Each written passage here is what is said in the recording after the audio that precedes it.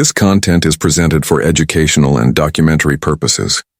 It does not promote or glorify violence or criminal behavior. Imagine opening an old case file, yellowed papers, stored evidence, lives trapped in time. For years he was 3 names in 3 different regions, until the truth revealed a single shadow. Ex-cop, quiet life, a calm neighborhood, and yet a case tied to break-ins, attacks, and 13 murders. Deaths by gunfire in some episodes, and by blunt force trauma in others. In 2018 he went down. In 2020 he confessed. But the question that remains is, what lives inside the mind of someone who learns to live 2 lives, without either one seeming real to the world? How can someone live as an ordinary man on the outside, and be a predator on the inside? Part 1. Opening the case file. The California that comes into focus here isn't the one of beaches and glamour. It's the California of the 1970s and 1980s. Newly expanded residential neighborhoods, quiet streets, houses with backyards, families believing that danger lives far away. In another city, in another kind of place, in another social reality. But behind that sense of normalcy, the country was changing. Urban crime was rising. The media was starting to turn certain crimes into spectacle, and police departments were still working with limited tools to connect dots across cities, counties, and different years. That institutional detail is crucial. California is a mosaic of jurisdictions, local departments, county sheriffs, prosecutors in different regions. When a criminal crosses administrative borders, the investigation often becomes a puzzle with pieces held by different hands. Back then, integrated databases were rare. Cross-checking information depended on phone calls, reports, human memory, and time. A lot of time. And it's within that setting that a criminal ghost emerges. Not a single case, but a sequence of crimes with different names and different places, attributed for years to different suspects. In Visalia, the figure of the Visalia ransacker appears. In Sacramento and surrounding areas, the East Area rapist. Later, along the coast and in the South, the original Night Stalker. Only decades later, would what looked like a collection of disconnected horrors be recognized as a single narrative thread. Joseph James DeAngelo was called EARONS because the nickname was an acronym combining 2 of his main crime series, East Area Rapist, Rapist of the East Area, and Original Night Stalker, Original Night Stalker. Society, though, experiences the case in the present, and the present is always crueler than an organized retrospective. At the time, the crimes left deep psychological scars, not only on the direct victims, but on entire communities. Fear changes habits. People reinforce locks, distrust noises, stop leaving windows open in the summer. The word security starts seeping into domestic routine. It isn't just the possibility of a crime, it's the feeling that someone is watching, choosing, testing limits, and that the home, the place that should be sacred, can be breached. The most disturbing part is that the attacker seems to operate like someone who understands rules, and someone who enjoys breaking them. Over time, the case was associated with dozens of sexual assaults, more than 100 break-ins, and 13 homicides attributed to the same offender. And here is the dimension that makes DeAngelo the most notorious in the modern era. It isn't only the death count. It's the way the case reorganizes everything the public thinks it knows about justice, memory, and impunity. Because for decades this criminal lived as an absence, present in lab reports and preserved samples, in evidence that didn't talk to one another. The forensic world before DNA was a world where clues could exist, but not speak loudly enough. The turning point begins to take shape when science takes a leap, and the justice system slowly learns to trust something that isn't intuition, confession, or eyewitness testimony, but genetic probability. And then comes the era of cold cases that stop being just sad stories in filing cabinets. The Golden State Killer case becomes a symbol because it combines 3 rare elements in the same narrative. 1. Investigative persistence over decades, despite failures and frustrations. 2. victims and survivors who didn't allow the subject to die in silence. 3. A technological tool that rewrote the ending. Investigative genetic genealogy, used to point to a family, build family trees, and tighten the net until only one name was left. When that name finally appears, it shatters one of the most comforting cliches in the popular imagination, the idea that monsters look like monsters. On April 24, 2018, authorities arrest James DeAngelo, a former police officer, linked to a sequence of crimes that had crossed generations. And suddenly the case stops being only about the unknown man. It becomes the story of how someone can move between normal life and violence without being seen, and how time by itself doesn't erase anything. It only hides it.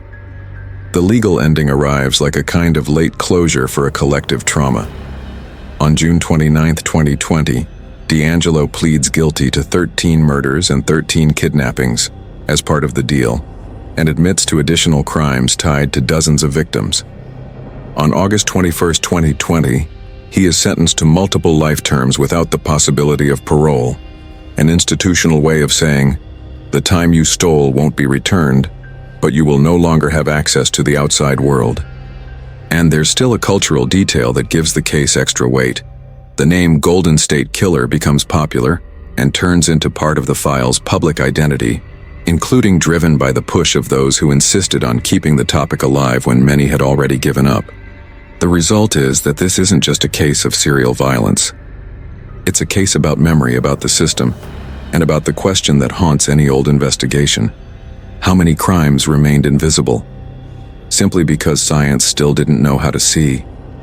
Now, as if a folder were placed on the table, the imaginary camera moves in on the stamp, EARONS, and the narrative opens the file. Part 2. The Mind Behind the Crimes. James DeAngelo didn't enter history as a face.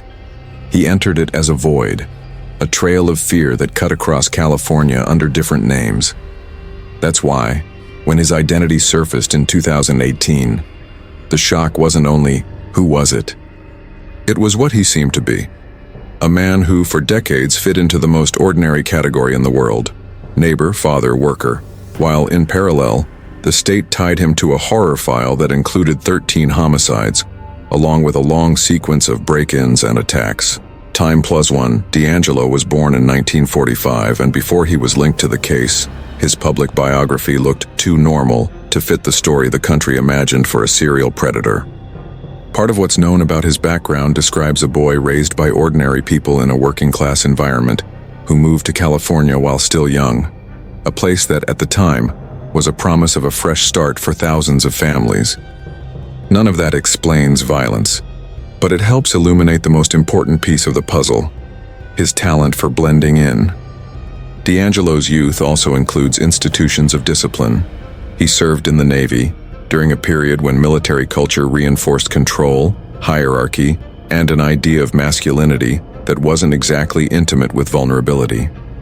When an individual already tends to store resentment, swallow frustration, and live by the logic of don't show weakness, environments like that can strengthen the capacity for compartmentalization, not as a diagnosis, but as a mechanism, separating the mind into drawers, keeping certain emotions out of sight even from oneself.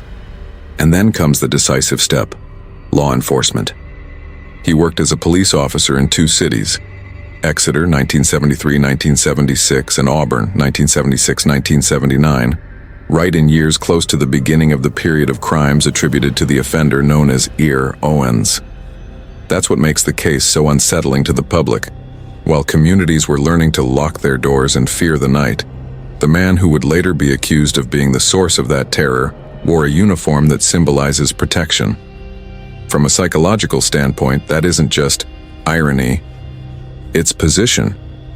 Being inside an agency brings familiarity with routines, investigative language, what police look for, and what they tend to ignore.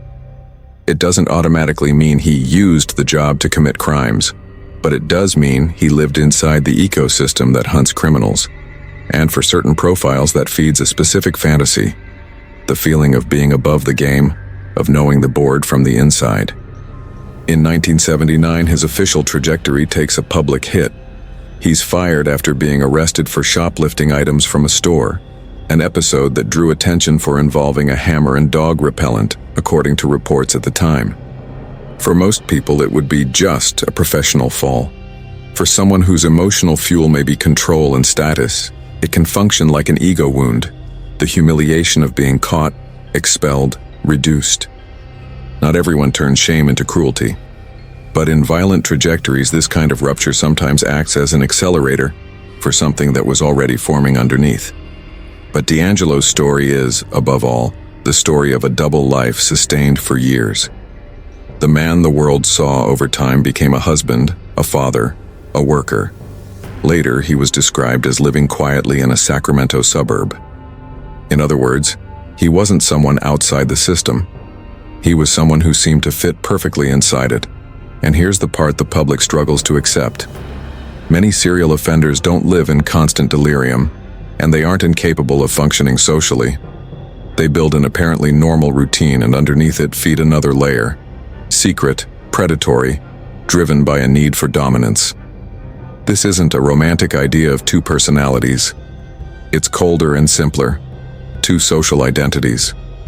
One for the world, another for the night. And the bridge between them is usually the same. The private belief that he deserves to do what he does, or that no one will ever reach him. In the case attributed to the Golden State Killer, that secret life wasn't small. Authorities tied to the same offender an escalating series of crimes that begins with break-ins and attacks and culminates in murders. In the most widely recognized core of the case, people talk about 13 homicides, and the general typology of those deaths, presented broadly in public timelines, includes victims shot in some episodes and victims killed by blunt force trauma in others, often within the context of nighttime home invasions and attacks in residences. It's important to say that the right way. The point isn't to detail the violence, but to make clear the scale of the human impact and the escalation pattern that terrified entire communities.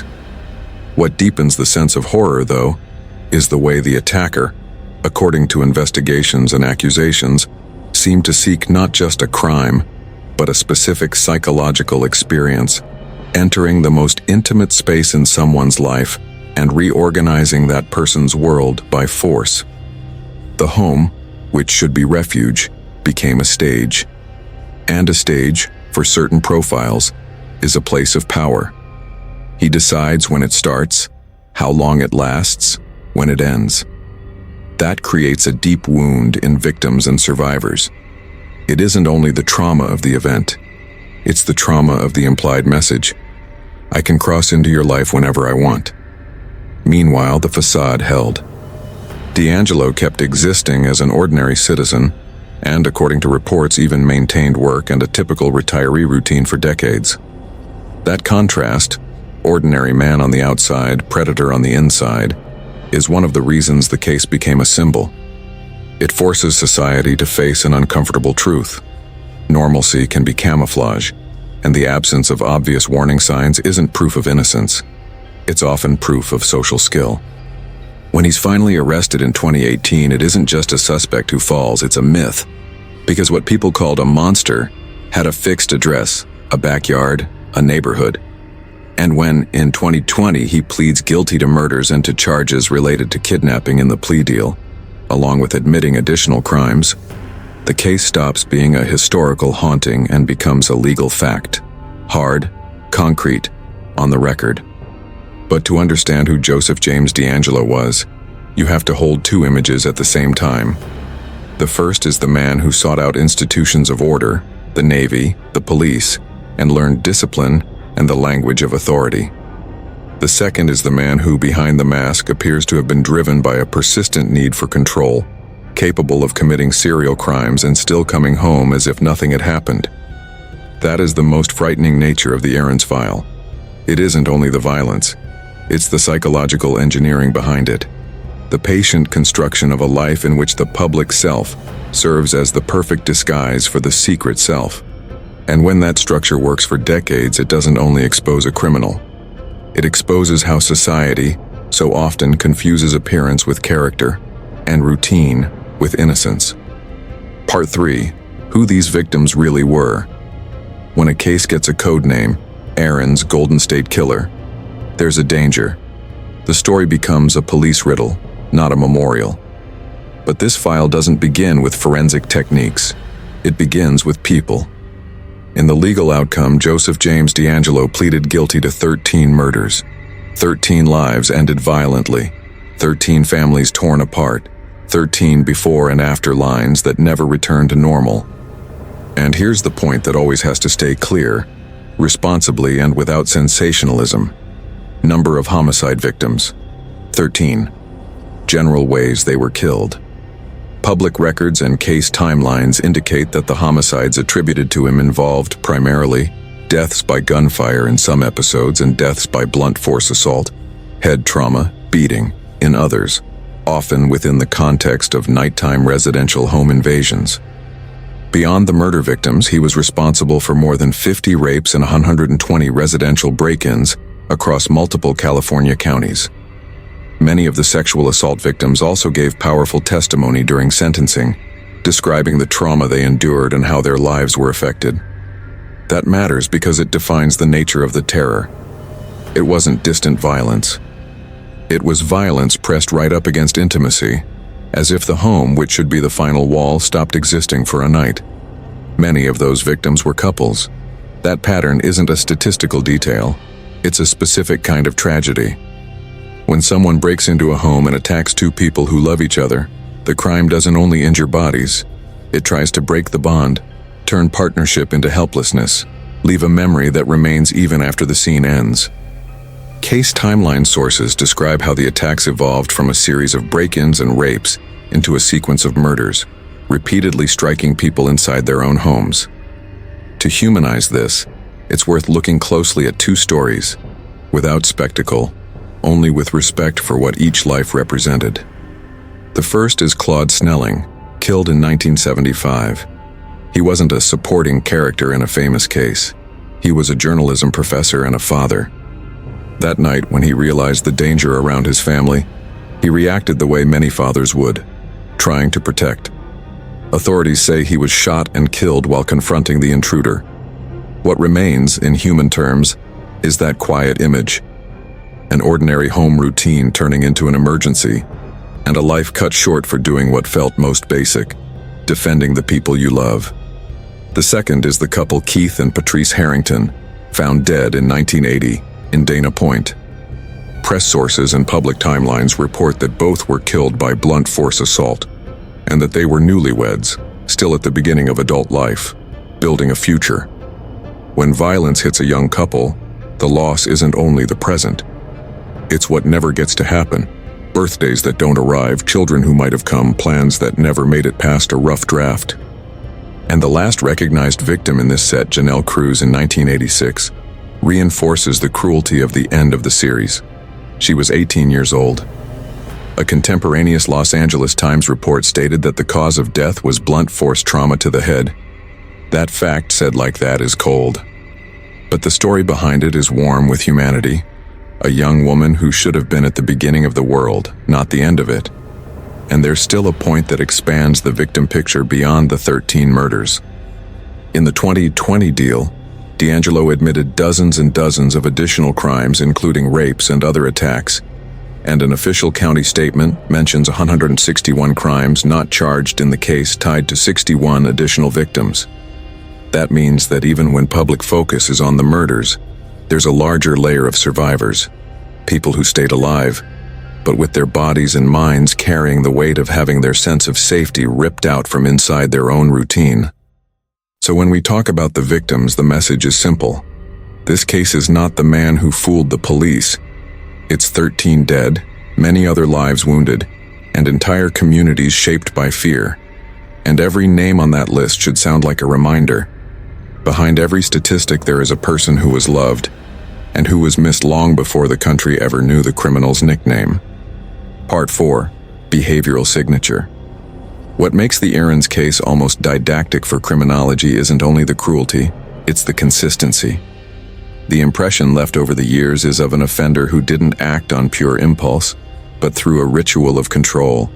He didn't find victims. He selected them. He didn't just enter a house. He invaded an entire universe, reorganizing everything: time, silence, fear, as if the whole scene had been rehearsed in his head before it happened. The pattern begins with the phase of the intruder and prowler, homes in ordinary middle-class neighborhoods, places where routine creates predictability, and it's predictability that the predator uses as a map. In the series associated with the East Area rapist, authorities and timelines describe that he surveilled for days, moved through the neighborhood, appeared like a shadow, tested doors and windows, and in some cases went in beforehand to set the stage, leaving items like cords, ligatures, unlocking access points, or checking escape routes. That's the first psychological signature. The pleasure of domination starts before the crime.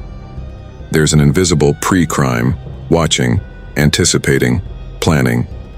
For certain profiles, that is as important as the final act, because it feeds the fantasy of superiority.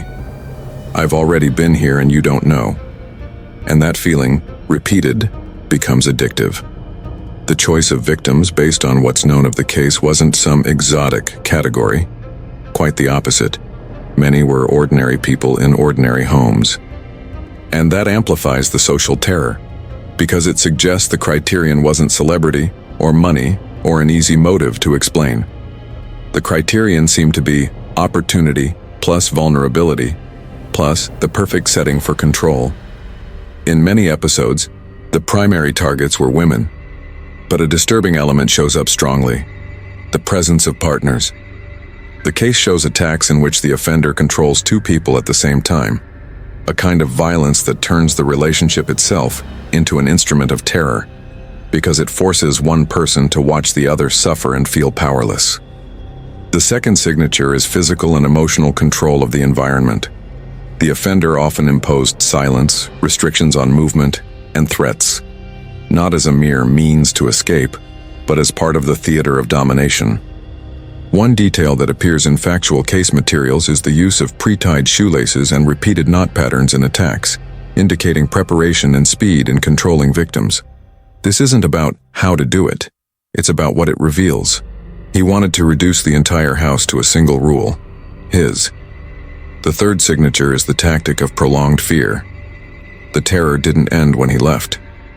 There are records that victims received harassing and threatening phone calls, including calls in which the offender identified himself and mocked the police, along with later contacts that reactivated the trauma. This behavior isn't just provocation, it's a way of maintaining psychological ownership over the victim, as if to say, "I'm still here, even when I'm not." And like many serial offenders, he also took souvenirs, small, personal items removed from scenes, according to the FBI's account. This isn't only theft. Psychologically, it can function as a silent trophy, a private reminder that feeds fantasy, reinforces the sense of power, and helps mentally relive the crime. Over time, the case suggests an escalation, from break-ins and sexual assaults to murders. And here is the point that always has to be stated clearly, without graphic detail. The 13 homicide victims attributed in the legal outcome were killed mainly in two ways: gunfire in some episodes, blunt force assault, bludgeoning, force trauma in others, often inside residences during nighttime invasions. Case documents describe, for example, deaths by gunshots in early episodes, and evidence of preparation and behavioral linkage between attacks, such as the presence of pre-tied shoelaces and repeated patterns. In the phase known as the original Night Stalker, the repeated attacks on couples and killings inside the home reinforced the idea that the goal wasn't only to eliminate witnesses, it was to control the scene until the last second, as if the crime were a final assertion of power. The most frightening thing, looking at the modus operandi as a whole, is realizing he seemed to operate like someone who understood human behavior under panic. He exploited routines, exploited the silence of the early morning hours, exploited the natural trust people have in their own homes. And by doing it repeatedly, he didn't just commit crimes, he taught entire communities how to be afraid. The internal logic of the pattern can be summarized like this: surveillance, invasion, control, humiliation and terror, escape, later threats, sometimes, and repetition. And it's that repetition that, years later, helped investigators connect dots that once looked like separate cases. Part 5. The investigation and the hunt for the mind behind the crimes. For years, the EARONS case was less a straight line and more a labyrinth. Each city saw only one piece of the monster, and when you only see a piece, you tend to give it a local name and think you're dealing with your criminal. The problem is, he didn't respect administrative borders. He crossed counties the way someone crosses a street. In the beginning, the investigation ran in urgency mode. Intensified patrols, public alerts, nighttime sweeps, door-to-door interviews. But this kind of crime leaves a paradoxical trail. There is evidence, but the evidence doesn't have enough voice when technology still can't connect a person to a scene with precision. Forensic DNA began to change that, but for a long time it was still a key without a lock. There were biological profiles, but no match in criminal databases. And then came one of the most important moments in this file's history. The formal connection between series that looked separate. In 2001, DNA testing helped demonstrate that the East Area rapist and the original Night Stalker were the same offender, an investigative click that turned regional crimes into a single case on a statewide scale. That changes everything. Because it isn't just adding incidents together, it's understanding that you're hunting one individual with mobility, adaptability, and an escalation curve. Even so, he remained a ghost. The file grew, aged, became a cold case. And a cold case isn't a dead case. It's a case that has to survive wear and tear. Investigators retire, witnesses move, memories blur, evidence has to be preserved, as if the future might one day be able to speak to the past. In 2016, the FBI and local authorities made a major public move. A press conference that repositioned the case as a renewed priority, releasing information and a reward, trying to reactivate tips and keep the offender under psychological pressure, even decades later. That kind of strategy has two layers: the practical one, generating leads, and the symbolic one, telling victims, "We haven't forgotten." Because in crimes like this, institutional silence can sound like abandonment. But the real turning point didn't come from a single phone call. It came from a paradigm shift: investigative genetic genealogy. The idea, in simple terms, is brutally efficient. If the offender's DNA isn't in criminal databases, maybe it's indirectly represented in genealogy databases through distant relatives who took tests out of family curiosity. Investigators build kinship connections, construct family trees, cross-check with age, location, and history, and keep narrowing the funnel until only a small set of plausible people remains. It's important to note what this is not. It isn't magic, and it isn't a button that points to a culprit. It's an investigative trail that still has to be confirmed through traditional forensic and legal methods.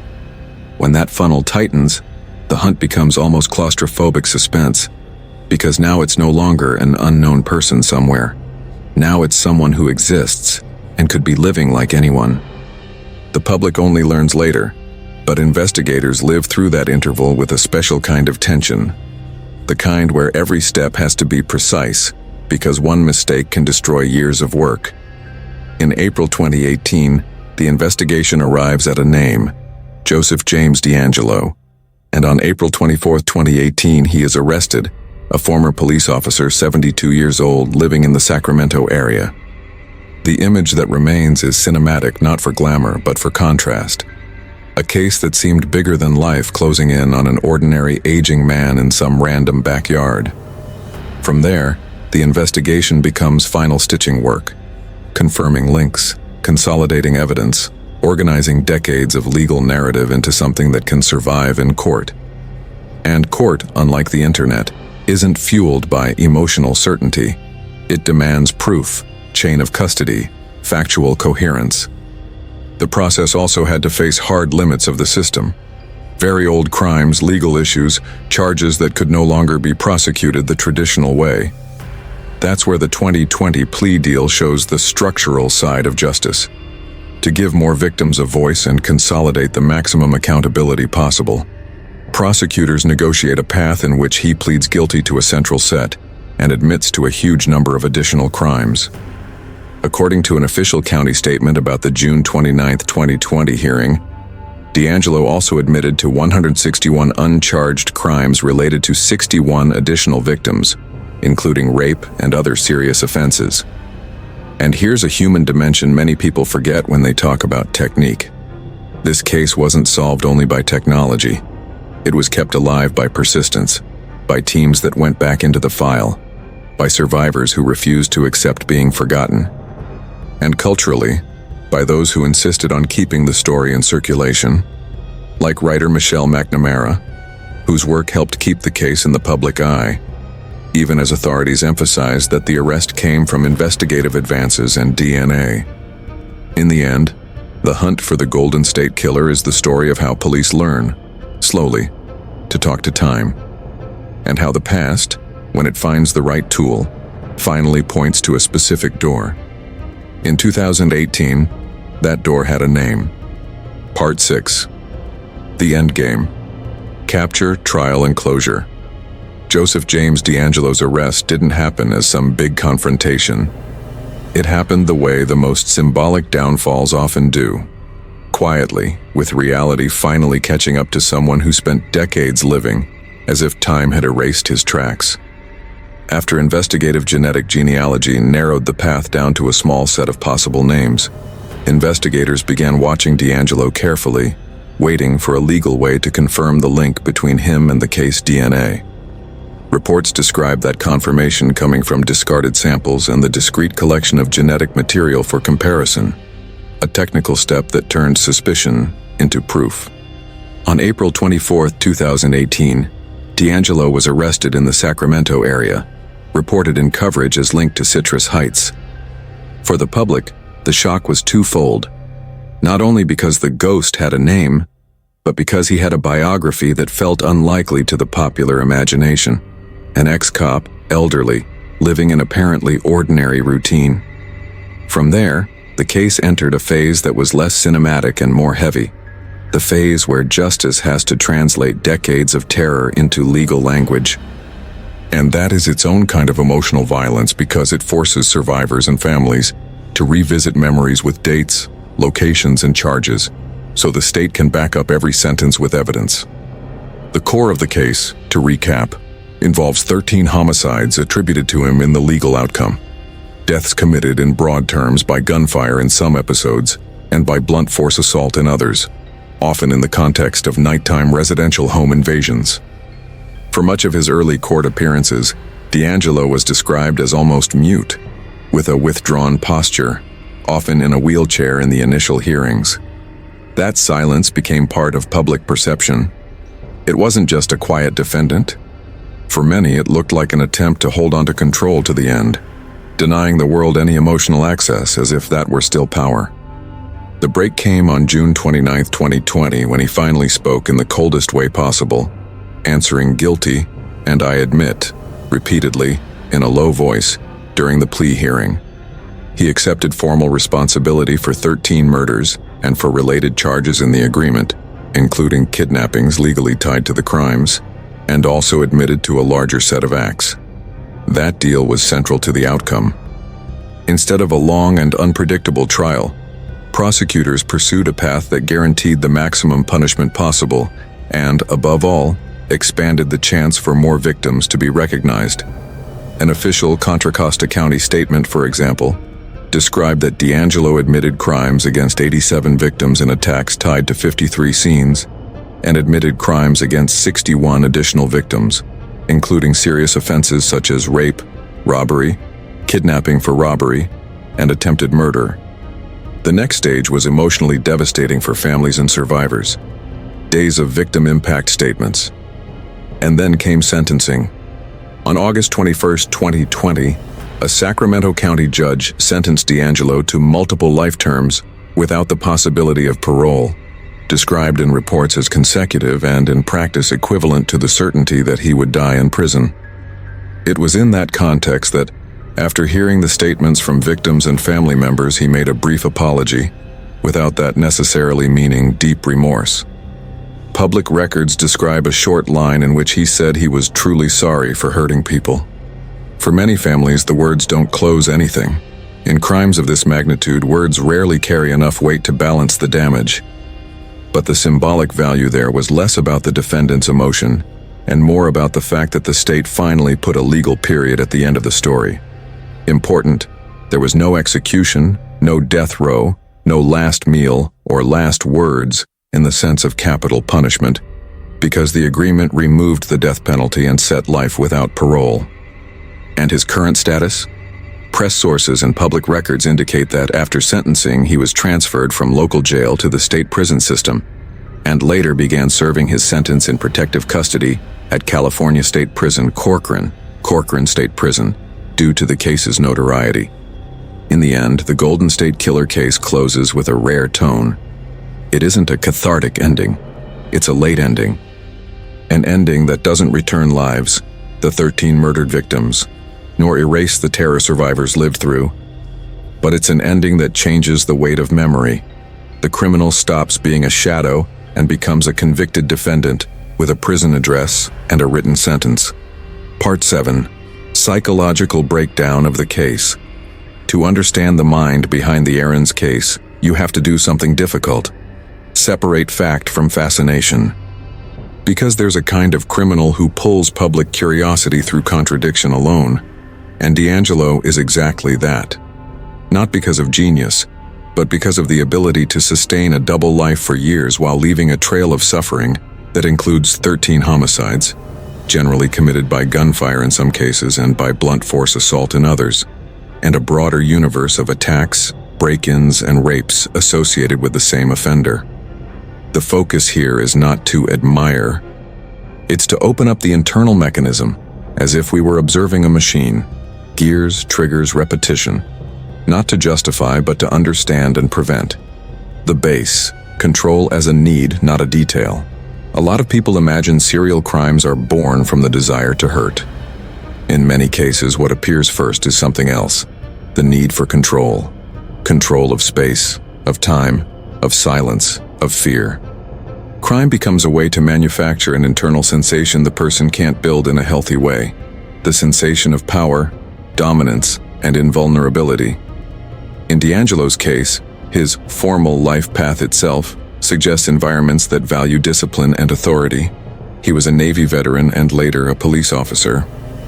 That doesn't cause violence, but it can offer an individual two dangerous things when there's an internal predisposition: a hierarchy and command-based identity. I give orders and I control. Practical knowledge of the system, how police think, what they look for, how they react.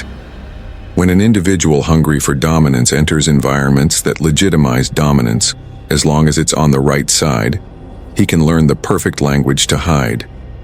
And underneath, a secret fantasy can grow, controlling in a way nobody sees and nobody punishes. Childhood, bonds, and what's often behind the mask. About DeAngelo's childhood and family life, what appears in public sources is limited and, in part, fragmented. So it's important to be honest. You can't state with certainty what happened inside without reliable, complete clinical documents. But you can explain common patterns in similar profiles and put careful hypotheses on the table, always with might be. In many offenders who specialize in domination, combinations like these show up. Accumulated, poorly processed anger. The person doesn't learn to turn frustration into understanding, they turn it into resentment. Chronic shame, a feeling of being smaller, insufficient, ridiculous, compensated by fantasies of superiority.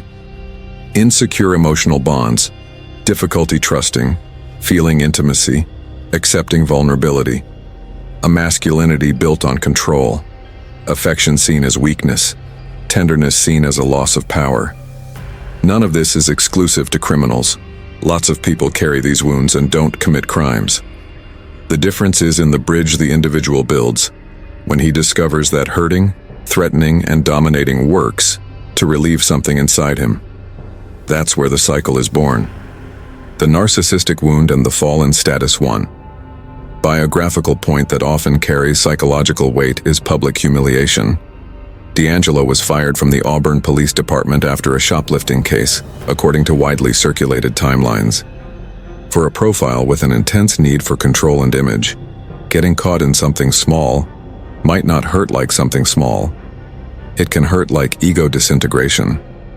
And when someone doesn't know how to deal with shame, they do what many do unconsciously: turn shame into anger. The difference is that, in violent profiles, anger becomes fuel to regain power in a distorted way. The internal logic is usually something like this didactically: I was diminished. No one will diminish me again. I will be the one who decides. I will impose the rules. That doesn't prove direct cause and effect. But it fits with the way the offender in the EARONS case would have used break-ins and attacks not only to commit a crime, but to create a scene where he controls everything. Dominant traits, observable in the pattern. Without diagnosing, it's possible to talk about behaviors compatible with certain traits. Instrumental coldness.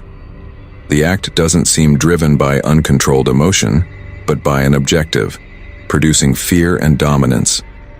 This coldness doesn't mean a total absence of emotion. Often it means emotion channeled into a narrow track.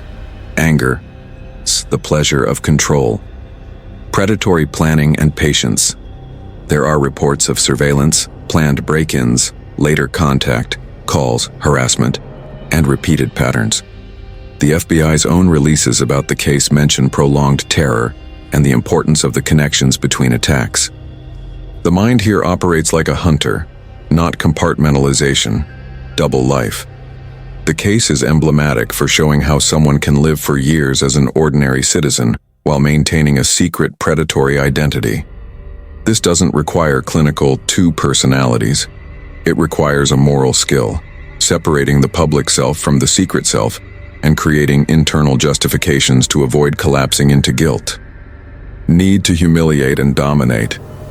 In the sexual crimes associated with the case, sex isn't the center. Power is. In psychological terms, this aligns with the idea of sexual violence as an instrument of control, not as simple desire. Declared motivation versus hidden motivation. DeAngelo during the process ended up saying very little. The case closed through a deal and confession, not through a motivation diary. So the declared motivation is practically non-existent or superficial. Brief apologies at the end, for example. The hidden motivation, inferred from pattern, tends to organize along three axes. 1. Control, turning the other into an object. 2. Compensation, erasing internal feelings of powerlessness, shame, or insignificance. 3. Ritual, repetition as a way to regulate one's own emotional state.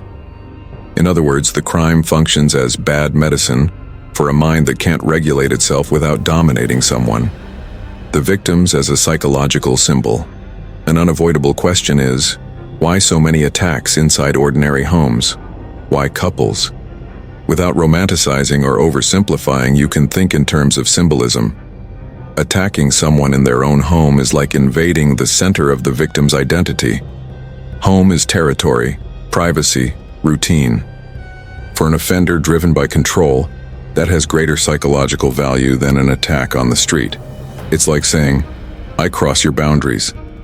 When the target is a couple, there's an additional layer, destroying the sense of mutual protection, turning the bond into vulnerability.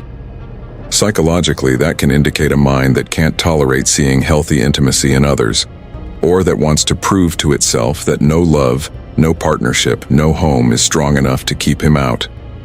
That doesn't mean he envied couples consciously. It can be simpler and darker. Couples represent a barrier, and he wants to break barriers because breaking barriers is what feeds his sense of power. Triggers and escalation. The case also suggests a historical escalation. Break-ins and sexual assaults, then homicides. Press sources describe that progression over the period, 1970s, 1980s, with crimes committed under different nicknames until they were connected. Escalation psychologically tends to happen when the previous level stops producing the same effect, tolerance. The individual needs more extreme stimuli to feel the same control, discharge. Fear of being caught increases and he starts eliminating obstacles. The internal fantasy becomes more demanding. In the final legal framing, the 13 homicides attributed to DeAngelo include deaths by gunfire in some episodes and by blunt force assault in others. That helps show the violence wasn't uniform, it was adaptable. And adaptability is an important trait. The predatory mind isn't necessarily fixed ritual. It's also opportunistic when it needs to be. The psychological function of the crime. In very direct language, what did the crime give him? A sense of command, I decide everything. A sense of superiority, I'm above the rules. A release of anger turned into domination. Emotional regulation, a temporary relief. Reinforcement of a secret identity, the predator self as the true self. That relief, though, usually doesn't last long, and that brings us to the key point. After relief comes emptiness. The mental loop.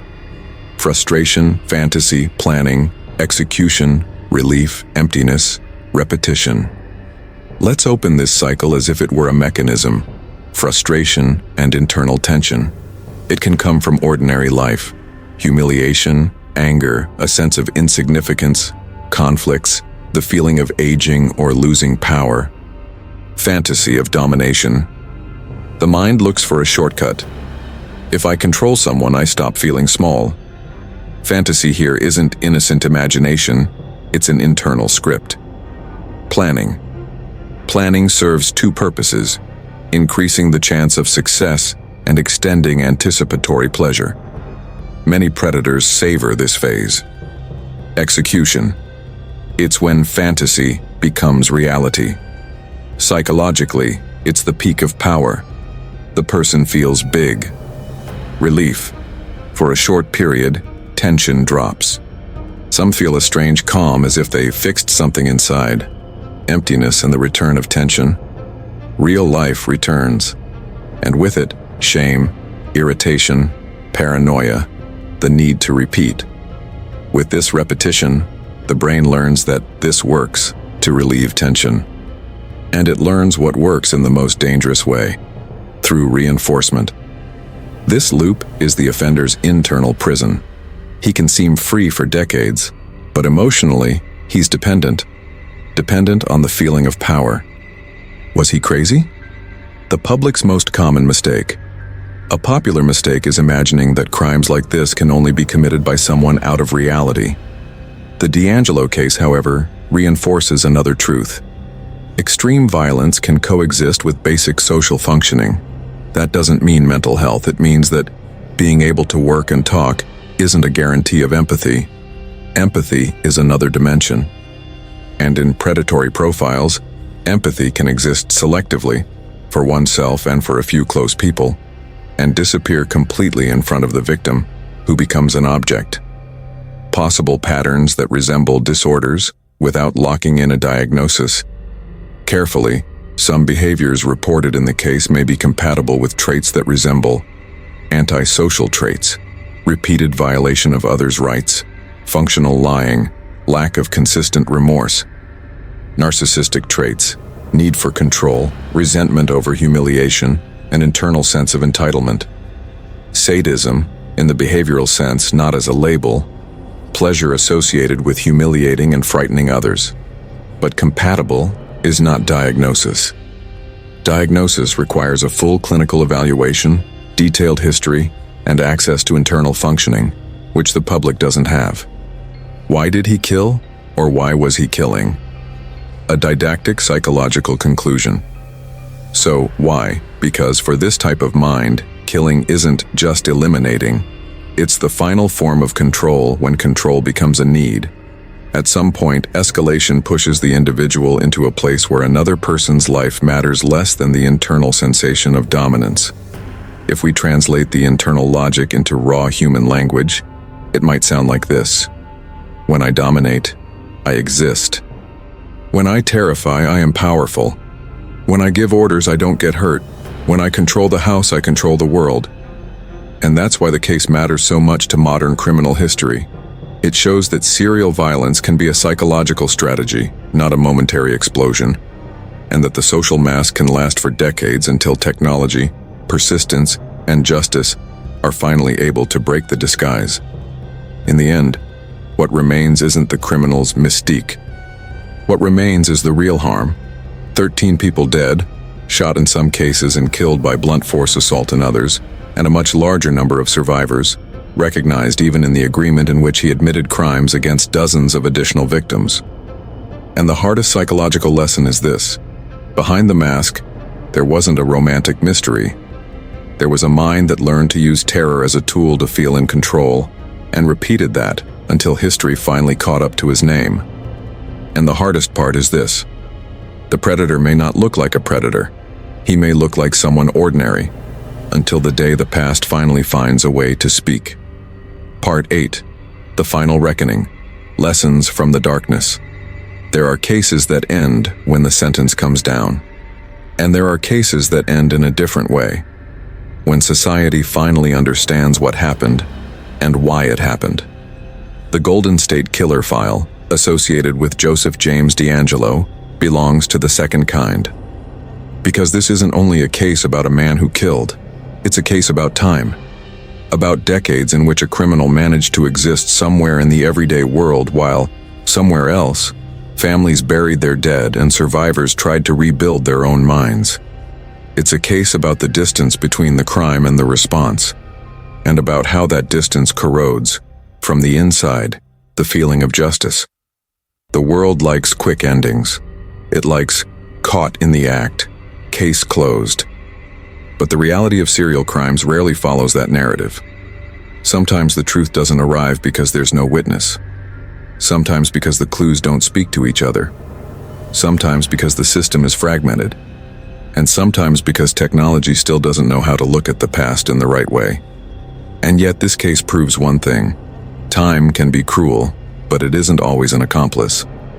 When DeAngelo was arrested on April 24, 2018, the country didn't just see the capture of a suspect. It saw a symbol, the idea that a ghost can, in fact, get a name even decades later.